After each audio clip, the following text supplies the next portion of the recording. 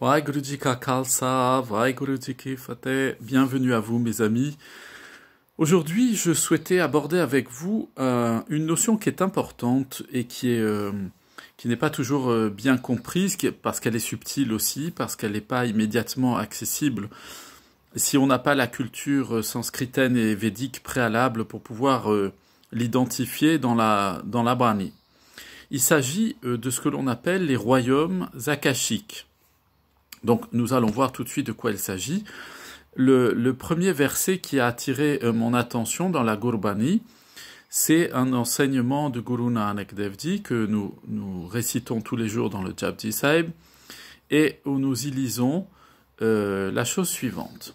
Sunagala akas kikita airis.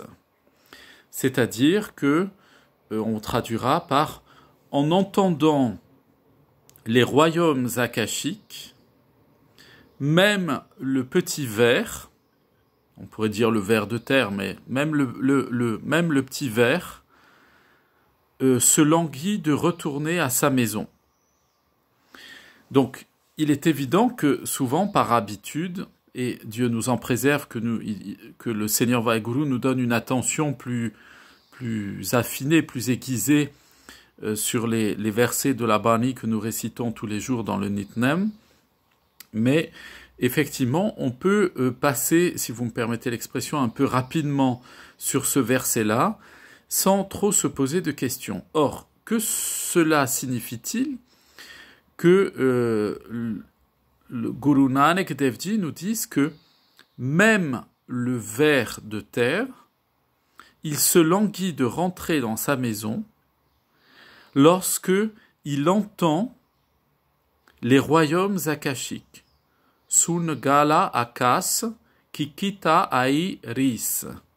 C'est-à-dire que il y a même chez le petit insecte, le plus petit animal, le plus petit être vivant, un désir de retourner à son origine. C'est ça, retourner à sa maison. Ça ne veut pas dire qu'il va retourner dans sa tanière, comme un renard retournerait dans sa tanière ou un lapin dans son terrier. Ici, retourner à sa maison, la Gurbani veut nous dire au travers de cela, revenir à l'origine de son existence. Et pourquoi même le ver de terre veut revenir à l'origine de son existence? Eh bien, parce que il entend Sunagala akas. Il entend les royaumes akashiques. Donc, nous voyons qu'il y a en fait 3 dimensions qui sont liées à cette notion de royaume akashique. Il y a le ver de terre, où Guru Nanak veut représenter ici la forme de l'incarnation présente dans laquelle nous nous trouvons. Il y a ensuite le désir de retourner à l'origine de son être. Il veut retourner à sa maison, nous dit Guru Nanak Dev Ji. Ça veut dire que ça, c'est le deuxième point lié aux royaumes akashiques. C'est qu'il y a dans chaque être vivant le désir de se reconnecter au principe de sa propre vie, donc de retourner en Waheguru, en Dieu. Et enfin, il y a un troisième aspect, c'est que ce désir surgit à l'intérieur de chaque être par le fait d'entendre les royaumes akashiques. Donc, il y a une notion qui est liée à la musicalité, ou plus exactement à la sonorité, au son. Alors, tout de suite, évidemment, vous savez mon attrait et mon intérêt pour l'étymologie et l'origine de chaque mot et le sens précis de chaque mot, la définition précise de chaque mot. Eh bien, quel est le terme qui signifie royaume akashique? C'est ici Akas. Akas est très intéressant parce que quand on reprend son origine, ici c'est en Punjabi, son origine sanskritaine, en sanskrit, c'est Akash et Akasha, exactement, qui veut dire effectivement le royaume akashique. Akasha, on va le traduire communément par l'éther. Qu'est-ce que c'est que l'éther? Alors, ce n'est pas la solution que l'on utilise dans le cadre des laboratoires de chimie ou dans les milieux hospitaliers, mais l'éther, ça veut dire ce qui est un principe subtil, insaisissable. Par définition, ce qui est subtil est difficilement saisissable, n'est pas forcément insaisissable, mais est difficilement saisissable. C'est ce qui échappe à la limitation. Donc, nous commençons déjà à comprendre qu'il y a une référence à un des 5 éléments des Panch Tat, des 5 éléments fondamentaux qui sont à l'origine de toute la création physique, matérielle. On va voir pourquoi et à quoi fait référence Guru Sahib ici. Donc, il y a déjà ce premier point, effectivement, à retenir. Mais si on descend dans l'étymologie du mot Akash, Akash en sanskrit, Kash, la racine Kash en sanskrit, signifie être. C'est le verbe être, si vous voulez. L'infinitif du verbe être. A, c'est le préfixe privatif. Akash, c'est qui n'est pas existant. Le non-existant. C'est pas ce qui n'existe pas, c'est ce qui existe sous la forme de la non-existence. Alors je sais que c'est un peu difficile à saisir parce que ça revêt un caractère philosophique dans la description que j'en fais et que nos maîtres de mémoire bénis en font, mais il faut bien comprendre que dans la création du Seigneur Vaheguru, eh bien, le Seigneur Vaheguru est à l'origine de tout ce qui est et de tout ce qui n'est pas, simultanément. Donc, pour faire une référence à cela, pour le comprendre, par exemple, vous avez actuellement l'astronomie, l'astrophysique plus exactement, a découvert qu'il existait de la non-matière dans l'espace, c'est-à-dire, c'est pas de la matière, c'est l'inverse de la matière, de la non-matière. Mais lorsqu'un objet, c'est-à-dire lorsque une étoile ou des débris d'astéroïdes entrent dans cette non-matière dans l'espace, eh bien, elle disparaît à nos yeux, on ne la voit plus. Elle est absorbée par la non-matière. Donc, vous voyez, même la science perçoit qu'il y a, dans la manière d'être et d'exister, il y a une manière d'être en n'existant pas, de non-être. Ce qui ne veut pas dire, parce que nous, dans notre mentalité, ne pas exister, ça veut dire qu'il n'y a rien.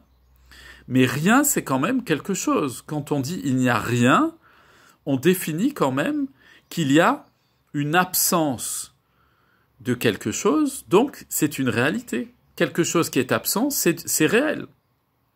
S'il y a de l'argent, c'est réel, mais s'il n'y a pas d'argent, c'est bien réel aussi, puisqu'on en subit les conséquences. Donc, je reviens à la définition du mot Akash, dont A, préfixe privatif pour dire Akash, qui n'est pas dans l'être, qui n'existe pas, qui est dans le domaine du non-existant, et qui pourtant a tout de même une substance, puisque Akash, c'est aussi ce qui est subtil, ce qui est difficile à percevoir, qui échappe immédiatement à la compréhension par notre raison. Donc Guru Nanak Dev Ji fait référence ici, lorsqu'il parle de Akash, il fait référence à un état primordial de la création, et cet état primordial de la création est à la source de la création de tous les éléments qui vont constituer ce que l'on appelle la création physique. Si je poursuis un peu plus loin, alors même beaucoup plus loin, au Ang 250 à la ligne 10, Guru Arjan Dev Ji nous dit, en parlant du Seigneur Vaheguru lui-même, il dit « Ape Sukam, Ape Ashtula ». C'est-à-dire que il dit du Seigneur Vaheguru qu'il est à la fois le principe du bonheur, de la paix éternelle, et en même temps, il dit Ape Ashtula, il est en même temps ce qui Ashtula, c'est ce qui échappe à l'enfermement dans un concept intellectuel. Donc on a cette notion encore de subtilité qui renvoie effectivement à Akash, c'est-à-dire à la dimension éthérique. Si nous poursuivons, Guru Arjan Dev Ji nous dit encore, au Ang 276 à la ligne 12, Kai Kote Akash Brahmand, c'est-à-dire que il existe des millions, des centaines de millions de royaumes éthériques, et Brahman, c'est on peut dire les systèmes planétaires, les systèmes solaires. Donc là encore, on voit que il y a déjà de la dualité, de la multiplicité dans ce que l'on appelle les royaumes akashiques. C'est pour ça que je ne dis pas le royaume akashique, mais les royaumes akashiques. Par ailleurs, Guru Arjan Dev Ji, en écho à l'enseignement de Guru Nanak que nous venons d'entendre, qui nous explique que même le ver de terre, il aspire à retourner à la maison lorsqu'il entend le son, la sonorité des royaumes akashiques, eh bien, Guru Arjan Dev Ji nous dit Patali Akashi Sakni Lahabar Puji Kaire, c'est-à-dire le désir intense des royaumes akashiques est finalement assouvi et éteint. Alors, il faudrait lire le verset suivant. Par quoi? Par l'union au Seigneur Vaheguru. Donc, Guru Arjan Dev Ji ici nous montre bien qu'il y a dans chacun de nous, dans chaque être de la création divine, il y a une aspiration à retourner dans les royaumes akashiques. Ça va plus loin que ça, puisque Guru Arjan Dev Ji nous explique au Hang 900 à la ligne 4, il nous dit Dei gu pate bidei dise, c'est-à-dire que même le corps visible, le corps physique est caché. Alors, il a dit précédemment que lorsque la mort arrive, le corps physique est caché, c'est-à-dire il disparaît. Hein, il disparaît avec la mort, il se décompose, donc il disparaît. Et, nous dit-il, Bidei dise, à ce moment-là apparaît le corps subtil, le corps, nous dirons, éthérique, le corps que l'on ne peut pas saisir, qui appartient justement à ces royaumes akashiques. Alors, comment comprendre, évidemment, cette notion de royaume akashique? Comme je vous le disais avec l'étymologie du mot Akash, donc c'est le lieu, en fait, de ce qui est subtil, qui apparemment à nos yeux semble être comme non existant. Pour cela, Guru Nanak Dev Ji et Guru Arjan Dev Ji, mais tous nos maîtres de mémoire bénis, font référence lorsqu'ils parlent du Akash à la notion védique de ces royaumes éthériques. Donc, parmi ces royaumes éthériques, comment nous savons qu'il y a un lien avec la tradition védique? Eh bien, parce que, comme je vous le dis souvent, nos maîtres de mémoire bénis parlent à des personnes, au moment où ils étaient dans leur incarnation sur Terre, parlaient à des personnes majoritairement baignant dans la culture hindoue, et donc la culture hindoue ayant pour origine la culture védique. Il ne faut pas d'ailleurs confondre les deux, parce qu'il y a tout de même des différences assez importantes entre ces deux cultures. La culture védique étant beaucoup plus ancienne que la culture hindoue, qui comprend plusieurs courants religieux très différents d'ailleurs les uns des autres, et des écoles de pensée très différentes, 6 grandes écoles de pensée dont j'ai déjà parlé à quelques reprises dans mes enseignements. Et la culture védique est beaucoup plus ancienne, elle remonte on estime qu'elle remonte à plus de 5000 ans. De cela, les estimations d'ailleurs qu'on peut donner, c'est plutôt entre 5000 et 15 000 ans. Donc c'est une culture un peu plus primordiale, qui appartient d'ailleurs au domaine du Satyug, c'est-à-dire le temps dans lequel les hommes n'avaient pas besoin de rituels et de techniques spirituelles pour être en communion parfaite, en union parfaite avec le Seigneur Vaheguru. C'était naturel à tous les êtres humains. Voilà. Donc nos maîtres de mémoire bénis, lorsqu'ils parlent de Akash, des royaumes akashiques, ils font référence effectivement à l'enseignement védique.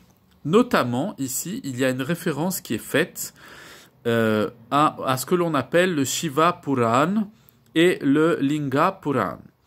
Ce sont 2 traités que l'on retrouve dans l'immense littérature védique. Je rappelle d'ailleurs au passage que notre maître bien-aimé, Guru Gobind Singh Sahib Ji, était, comme tous nos maîtres d'ailleurs, mais lui d'une façon la plus éminente qui soit, était un érudit d'une connaissance absolument illimitée en matière de connaissance des grands textes sacrés, notamment védiques. puisque il était capable de réciter par cœur plusieurs centaines de milliers de pages liées aux enseignements de la philosophie et de la théologie védique. C'est la raison pour laquelle, d'ailleurs, il a créé, avant de créer l'ordre du Khalsa, il a créé l'ordre des Nirmalais, qui veut dire les purs, au sens de ceux qui vont, il leur a donné comme consigne, d'étudier le sanskrit et les grandes langues sacrées, des grands textes sacrés de l'humanité, pour pouvoir justement préciser les enseignements que lui-même dispensait et donner à ses sikhs les moyens aussi de se former intellectuellement. Parce que, mes amis, dans la vie spirituelle, trop souvent, elle est fixée sur les émotions, où on dit ah mais l'intelligence c'est pas ça qui est le plus important, c'est les émotions, ce que je ressens, etc. C'est pas du tout ça la vie spirituelle.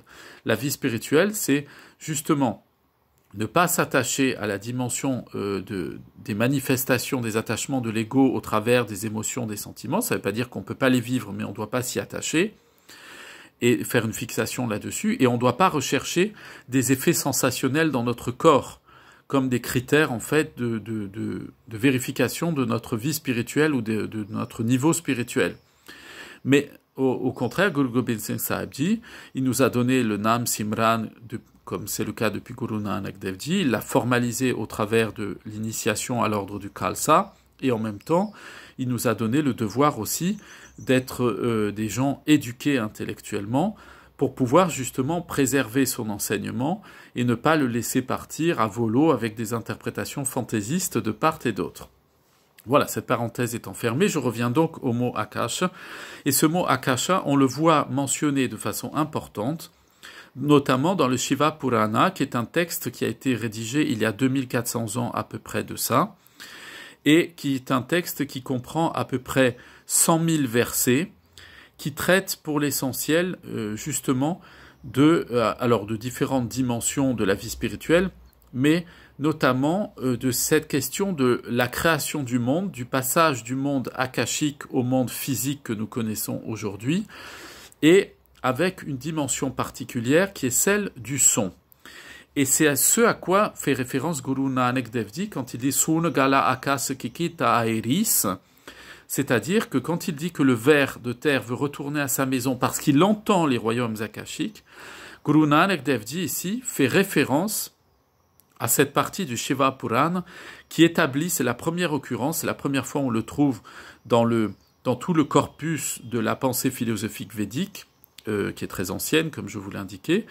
Eh bien, Guru Nanak Dev Ji fait référence à cela pour rappeler qu'effectivement, lors de la création du monde, Vaheguru, eh bien, a d'abord fait apparaître parmi les 5 éléments, les Panch Tut, qui sont appelés d'ailleurs Panch Mahaput en sanskrit, hein, les 5 grands éléments, et Bhuta c'est un élément, eh bien le premier qui apparaît c'est Akash, c'est-à-dire l'éther.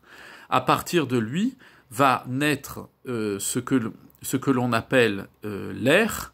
De l'air apparaît l'élément du feu, de l'élément du feu apparaît l'élément eau, et de l'élément eau apparaît l'élément terre. Voilà. J'ai eu l'occasion déjà de l'expliquer à partir d'un autre enseignement et en me basant sur différents enseignements versés de la Bani. Donc je vous renvoie à cet enseignement-là. Donc, une fois que l'on a ça en tête, eh bien, le Shiva Puran explique, et c'est ce à quoi fait référence Guru Nanak Dev Ji ici, dans ce verset-là, dans cette Bani-là, c'est que pour que ces éléments jaillissent les uns des autres, il a fallu que du royaume akashique soit émis, surgisse le son primordial. Et ce son primordial, dans le Shiva Puran, il est appelé Shabad. Et vous savez combien, dans l'enseignement de nos maîtres de mémoire bénis, la notion de Shabad, Shabad Guru, est une notion éminemment importante. Pourquoi ? Parce que nos maîtres de mémoire bénis enseignent qu'il y a 3 modalités de la manifestation du Seigneur Vaheguru. Le Seigneur Vaheguru se manifeste à nous sous 3 aspects différents, dans nos perceptions que nous avons avec nos 5 sens. Bien entendu. Eh bien, au travers de cela, il y a donc 3 manifestations. La première manifestation, c'est Sargun. Vaheguru se manifeste à nous, le Seigneur Dieu se manifeste à nous sous des formes différentes. Les montagnes, les fleurs, les plantes, le ciel, la terre, les êtres humains, tous les êtres créés, ainsi. Toutes ces formes physiques, et ces formes d'ailleurs non physiques comme les anges, les démons, les demi-dieux, et ainsi de suite, eh bien, sont des formes, appartiennent au domaine du Sargun de Vaheguru. C'est-à-dire que c'est le domaine visible de sa manifestation. Donc, Sargun, le deuxième domaine dans lequel il se manifeste à nous, c'est Nirgun. Nirguna, c'est-à-dire, il se manifeste à nous sous une forme non physique. C'est ce qui se passe à l'intérieur de nous. Nous sommes la manifestation du Seigneur Vaheguru, il est présent en nous, mais il ne prend pas, sa forme nous échappe. Je n'enferme pas, moi, Metap Singh, tout seul, Dieu. Je ne suis pas Dieu dans sa totalité, je suis une manifestation de Dieu. Vous êtes, chacun d'entre vous, une manifestation de Dieu. Tous les êtres qui nous entourent, et les objets d'ailleurs qui nous entourent, qui nous semblent inanimés, comme notamment les minéraux, le domaine minéral, eh bien, sont des manifestations de Vaheguru, mais ne sont pas la totalité. C'est parce que Vaheguru est Nirgun, d'ailleurs, que on ne peut pas lui rendre un culte idolâtrique en adorant des statues. Pourquoi? Parce que Vaheguru est à la fois Sargun et Nirgun. Il a toutes les formes et il n'en a aucune. Et enfin, le troisième aspect de la manifestation du Seigneur Vaheguru, comme l'enseignent nos maîtres de mémoire bénis, c'est Shabad, c'est-à-dire le son primordial, la fréquence sonore qui maintient la création dans un état permanent de conservation. Et c'est le même son qui fait surgir la création à l'existence, qui la maintient dans l'existence et qui la dissout à la fin, c'est-à-dire qui donne un terme à l'existence, qui la fait retourner dans le monde akashique, le monde akash du non-être, où tout est potentiellement possible, pour le faire à nouveau au travers du Shabad, ressurgir sous une forme sargun, une forme physique, mais aussi une forme nirgun. Par exemple, l'électricité, elle a à la fois la forme du sargun et du nirgun. Quand elle entre dans une ampoule, elle est sargun, elle est visible. Quand elle est courante dans l'air, l'électricité magnétique, elle est nirgun. Elle n'est pas saisissable. Elle n'est pas enfermée dans une forme. Donc, voilà, mes amis, ce que Guru Nanak veut nous dire au travers de cette bani-là, Sunagala Akas Kikita Airis. Voilà pourquoi même la plus petite des créatures veut retourner, s'immerger en Vaheguru, en entendant les royaumes akashiques, parce que sont les royaumes akashiques? C'est la partie la plus ancienne de la création du monde physique. Cette partie la plus ancienne de la création du monde physique est donc appelée Akash. C'est ce qu'on appelle les royaumes éthériques. C'est là d'où vient notre âme, notre Atma. Avant que nous nous incarnions dans ce corps humain dans lequel nous sommes aujourd'hui, ou dans d'autres formes physiques, puisque, comme je vous l'enseigne souvent, Guru Nanak Dev Ji nous dit on passe par 8 400 000 formes différentes avant de retrouver une forme humaine, que Dieu nous en préserve, qu'on connaisse la mukti dès cette vie-là et qu'on n'ait plus à retourner dans ce cycle infernal des réincarnations. Eh bien, qu'est-ce que nous apprenons? Il y a des étapes dans lesquelles notre âme, elle retourne dans le royaume akashique. Et ce royaume akashique, nous apprenons aussi, et Guru Nanak Dev Ji et Guru Arjan Dev Ji font référence à cela aussi, ils font référence à ce que l'on appelle le Linga Purana, qui est un peu le complément du Shiva Purana, qui date aussi d'il y a plus de 2000 ans, qui explique aussi clairement que on emploie le mot Akash pour désigner les sphères célestes. Pourquoi? Parce que il est fait référence au fait que dans les royaumes akashiques, il y a une sorte de bibliothèque, de cloud, comme on dirait maintenant sur Internet, vous voyez, c'est-à-dire il y a une sorte d'immense bibliothèque dans laquelle se trouvent toutes les pensées passées, présentes et futures. Et que lorsque notre Atma, lorsque notre âme est à nouveau réinjectée dans un corps pour se réincarner, eh bien, elle emporte avec elle, au moment de cette incarnation, des idées, des pensées, des enseignements et des connaissances qu'elle a entendues et vues dans ses royaumes akashiques. Et donc, quand elle se retrouve dans son incarnation physique, eh bien, ces pensées qu'elle a conservées, ces souvenirs très anciens qu'elle a conservés des royaumes akashiques dans lesquels elle se trouvait entre deux réincarnations, eh bien, ça va créer en elle le désir, la soif de retourner dans ce royaume akashique. Un peu comme si elle voulait retourner au paradis au sens occidental du terme. Mais pour nous, nos maîtres de mémoire bénis nous ont dit que cette soif des royaumes akashiques, ce n'est pas le but de la vie spirituelle. Pourquoi? Parce que vouloir retourner dans les royaumes akashiques, c'est à ce moment-là vouloir s'enfermer dans un paradis.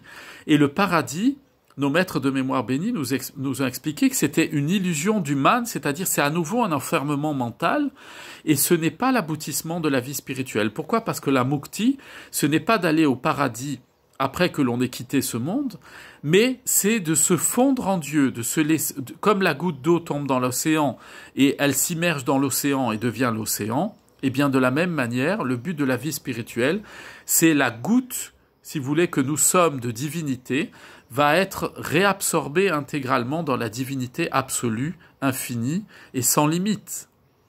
Et c'est ça le but de la vie spirituelle.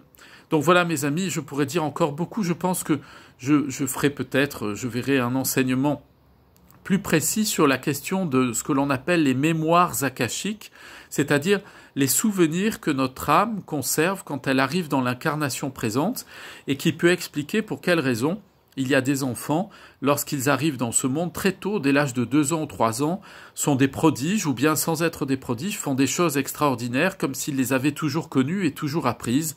Eh bien tout ça, ça relève de cette grande bibliothèque mémorielle des mondes akashiques.